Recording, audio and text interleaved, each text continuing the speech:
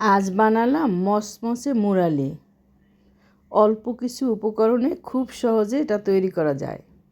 মুরালি বানানোর জন্য 2 কাপ ময়দা নিয়ে নিলাম, হাফ চা চামচ কালো জিরা, 2 টেবিল চামচ তেল ও স্বাদ মতো লবণ দিয়ে ভালোভাবে মেখে নিয়ে 1 কাপ পানি অল্প অল্প করে দিয়ে একটা শক্ত ডো তৈরি করে নিলাম। এবারে একটি ঢাকনা দিয়ে কিছুক্ষণ ঢেকে রাখলাম। 10 মিনিট পরে লম্বা লম্বা করে লতা দিলাম। লতাগুলো এভাবে এই সাইজ করে কেটে নিলাম। সবগুলো মুরালি কেটে নিয়েছি।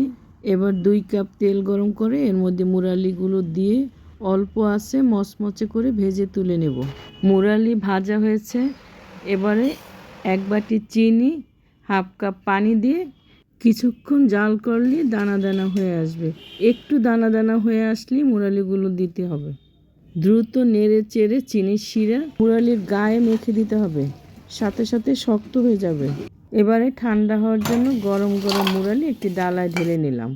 আমার মুরালি চায়ের সাথে খাওয়ার জন্য একদম রেডি। এবারে এয়ারটাইট কোনো বয়মে ভরে রাখলে দীর্ঘদিন মচমচে থাকবে।